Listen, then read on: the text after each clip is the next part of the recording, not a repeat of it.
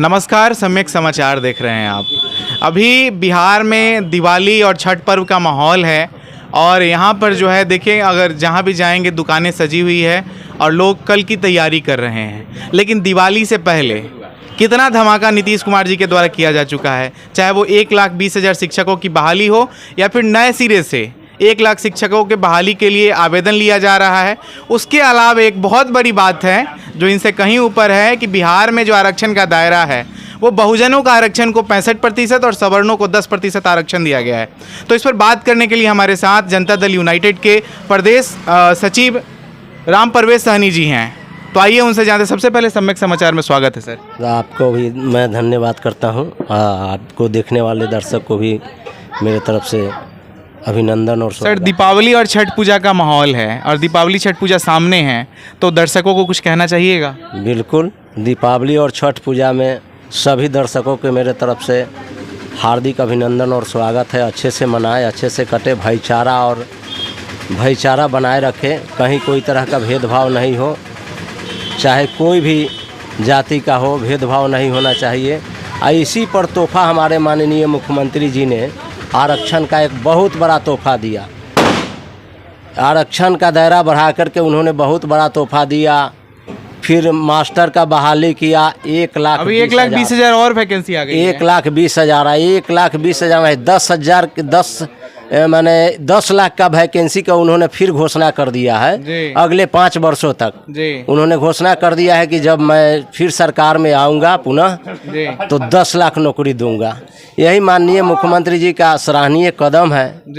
तो मुख्यमंत्री जी के साथ हैं आप लोग? बिल्कुल, हम लोग एकदम कदम से कदम मिलाकर चल रहे हैं माननीय मुख्यमंत्री जी के। ऐसा मुख्यमंत्री तो हुआ ही नहीं कोई पूरे बिहार में, पूरे जिन्होंने जगदेव बाबू कुशवाहा और राम स्वरूप वर्मा, कर्पूरी ठाकुर जी, सब लोगों के सपनों को साकार कर दिया। बिल्कुल बिल्कुल, उन्हीं को बनाए हुए रास्ते पर ही चल करके सभी लोगों को सपनों का साकार कर दिया। उन लोगों ने कुछ लिखा रचा, लेकिन इस सपनों को साकार कर दिए, धरती पर ला दिए, धरातल पर ला दिए। इससे पहले भी लालू यादव मुख्यमंत्री हुआ करते थे, लेकिन उन्होंने काम किया लेकिन धरातल पर नहीं किया। इन्होंने धरातल पर किया।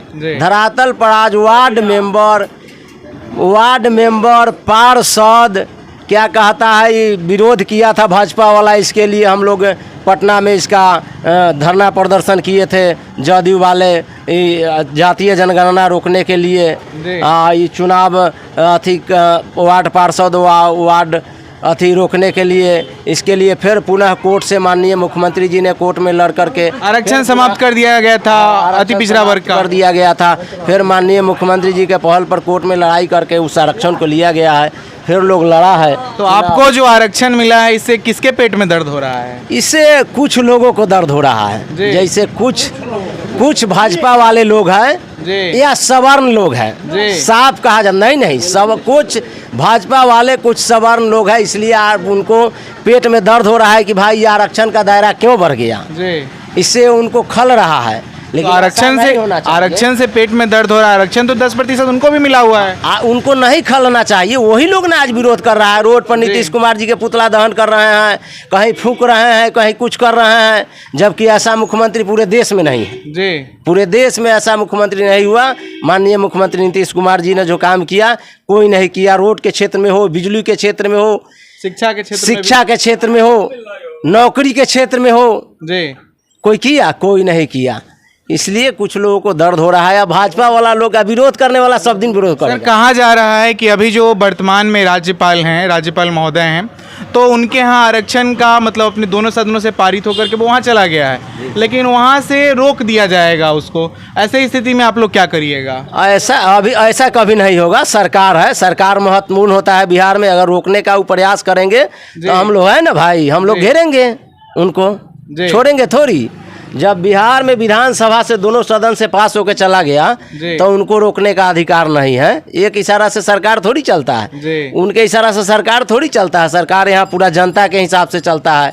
यहाँ माननीय सदस्य चुन के गए हैं, उनके हिसाब से चलता है। माननीय राज्यपाल महोदय को रोकने का अधिकार नहीं। उनको तो इसमें सराहना करना चाहिए, कदम बढ़ा के चलना चाहिए, आगे बढ़ के हिस्सा लेना चाहिए, उनका भी नाम होगा।